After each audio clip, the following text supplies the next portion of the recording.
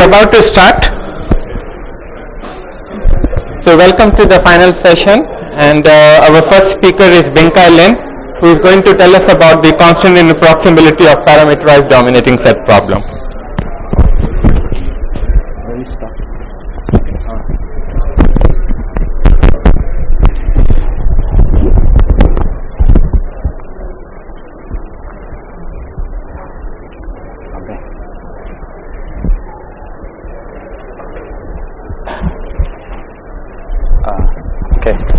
Thanks for coming.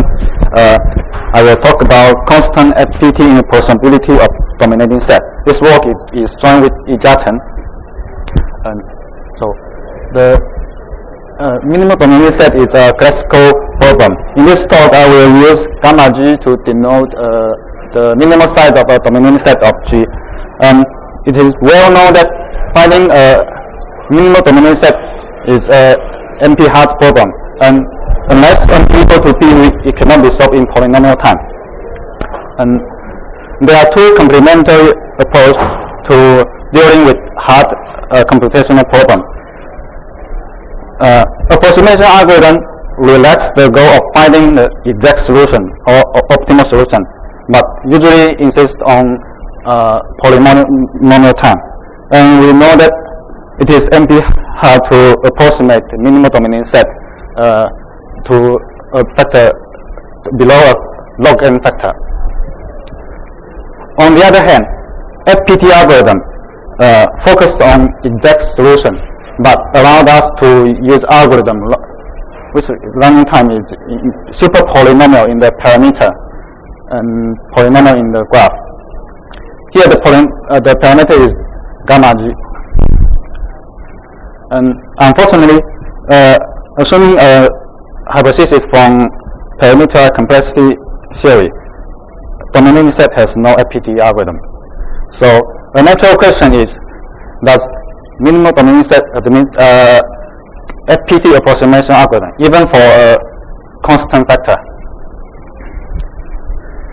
Previous work shows that such an algorithm is unlikely to exist for some non-monotone variation of dominating set problem, or for the original dominating problem, but under some strong conjectures. And our work gives the first constant FPT in approximability for minimal dominating set under a standard hypothesis from parameter complexity theory. So our main result is a gap-producing FPT reduction from clique to dominating set. In fact, we show that there is a reduction R, which on input a graph G and a parameter K, it constructs a graph G prime and K prime such that if G contains a K clique, then the minimal dominating set of G is equal to K prime. Otherwise, if G does not contain a K clique, then gamma G prime is larger than C times K prime. And the parameter K prime can depends only on C and K. It doesn't depend on the input graph G. And the running time of this algorithm is double exponential in K and C times G to the power of C. So if C is a constant, we have a FPT reduction which creates a constant gap. And if C is super constant, we can even obtain a super constant gap. Okay. And because given a graph, decide if it contains a K vertex clique is a W1 hard problem. So our reduction implies that assuming W1 is not equal to FPT, there's no FPT approximation algorithm there's no constant approximation algorithm in FPT for dominating set. An immediate question is, can we replace the hardness assumption of W1 not equal to FPT by a weaker assumption W2 not equal to FPT? And know that W2 not equal to FPT is equivalent to stating that dominating set has no FPT algorithm. Okay, and assuming the exponential time hypothesis, we can even obtain a super constant gap for algorithm whose running time is in moderate exponential.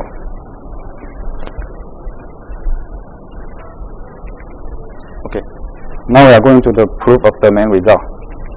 And before going to the detail, I want to point out that the challenge of our reduction is to create a gap and keep the parameter k prime independent of G.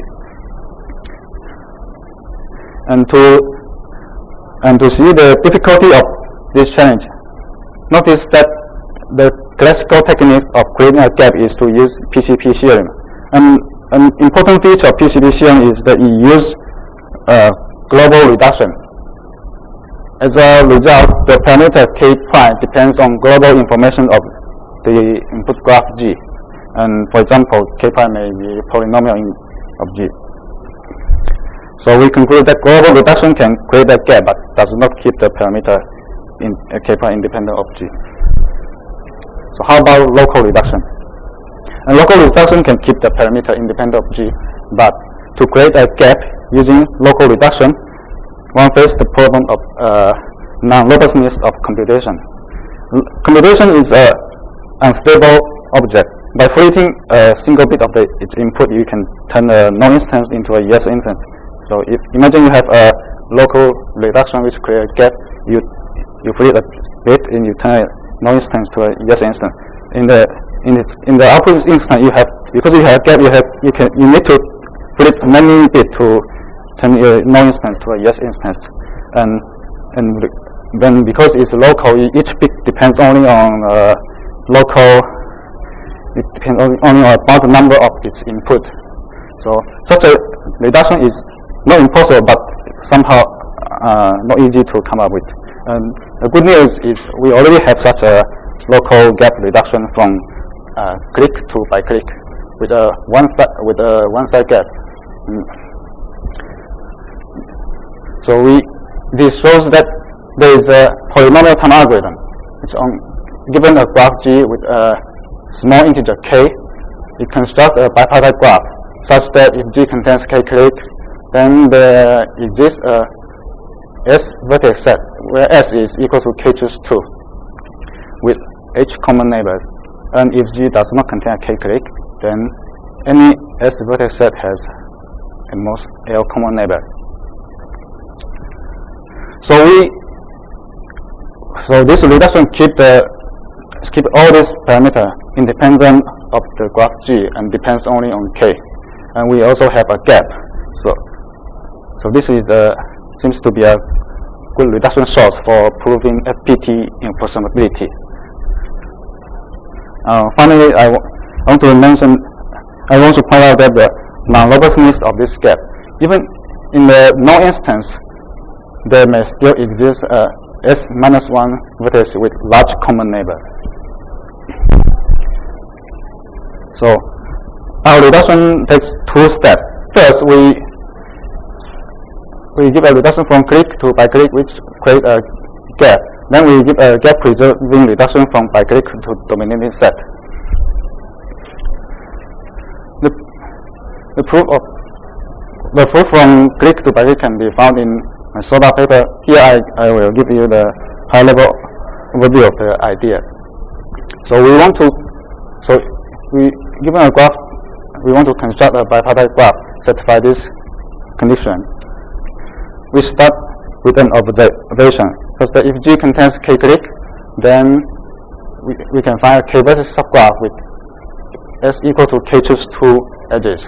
And if G does not contain k click, then every S edge subgraph has at least k plus 1 vertices. And to distinguish these two cases, we construct a bipartite graph such that if G contains a k click, then the k vertices of this click have h common neighbors, and any k plus 1 vertex in this bipartite graph has at most L common neighbors. And we combine this bipartite graph with the graph G when we obtain a graph like this. And the next step is to replace the vertex set of G by its edge set. And for an edge U, V, we make it adjacent to a vertex W in this vertex set R, if and only if both of its endpoint is adjacent to W. And it is not difficult to verify that this bipartite graph is our target graph. So next, we give a gap-preserving reduction from biclic to dominating set. And again, this reduction takes two steps. First, we construct an instance of weighted dominating set problem. In the weighted dominating set problem, we are given an additional weight function for the vertex set of graph G. And the goal is to find a dominating set with minimal sum of weight. We give a reduction, create a two gap for weighted dominating set. Then we remove the weight function by duplicating the vertex. And next, we use graph product operation to increase the gap from 2 to any constant C. Here I want to point out that in general, graph product cannot increase the gap of dominating set problem. But to our surprise, it works for the instance we create in our reduction. And because the analysis of graph product is technical, in the remaining slides I will only show you the reduction from biclic to weighted dominating set. So our goal is to construct an instance of weighted dominating set from a biclic problem, such that if there is a S vertex set with H common neighbors, then this graph has a dominating set whose weight is close to H. And if any S vertex set has at most L common neighbors, then for all dominating set of this graph, its weight is larger than 2H. And the construction is as follows. First, we partition the right vertex set into H disjoint subset. And for each Ri, we introduce a set Wi, which is exactly S copies of each vertex in Ri. And we choose some parameter T, and we set the weight of the left vertex set equals to T, and the weight of all the vertex in W equal to infinite, and the weight of R vertex is equal to 1.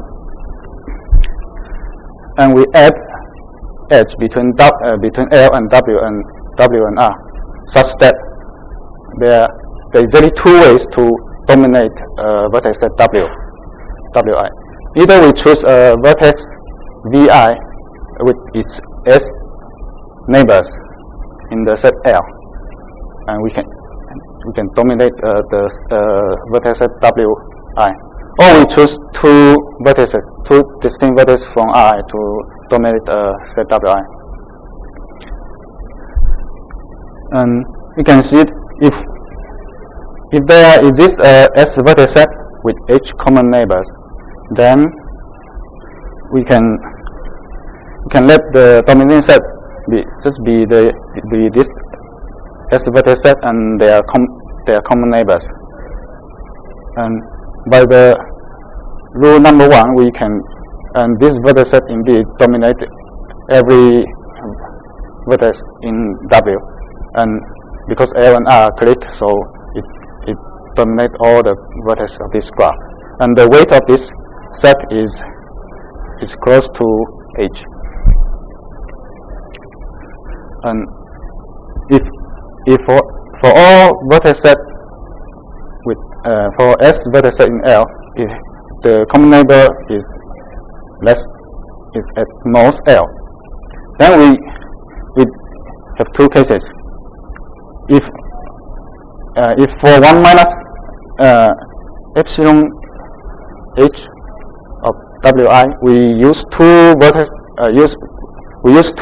of I to dominate this Wi, then we already have a dominating set whose weight is larger than 2 times 1 minus epsilon h.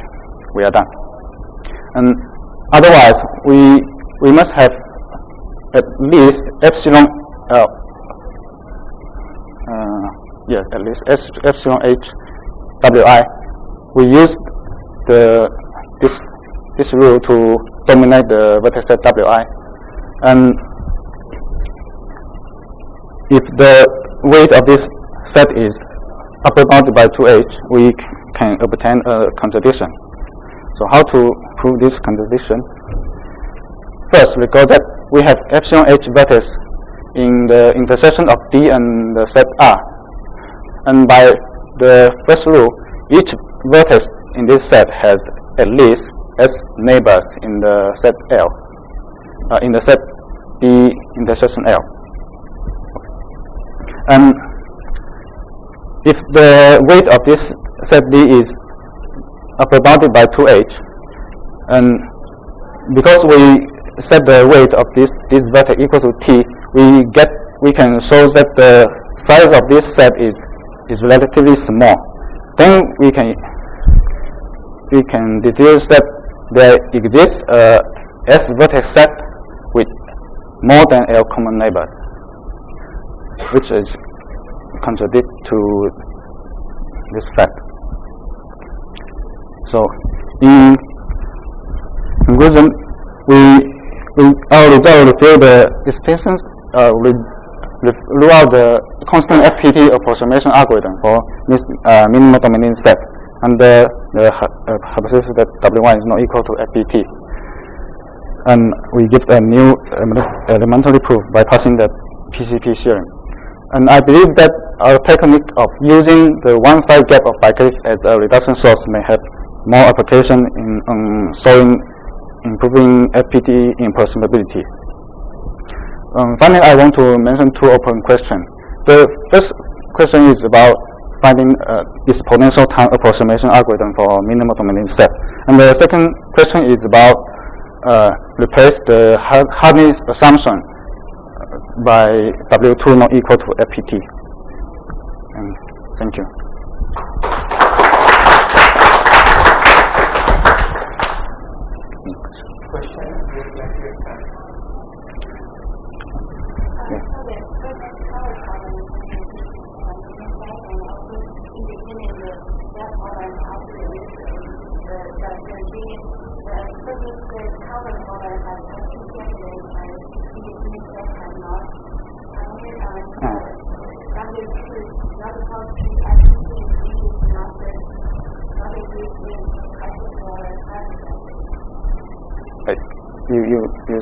So you said vertex set problem. But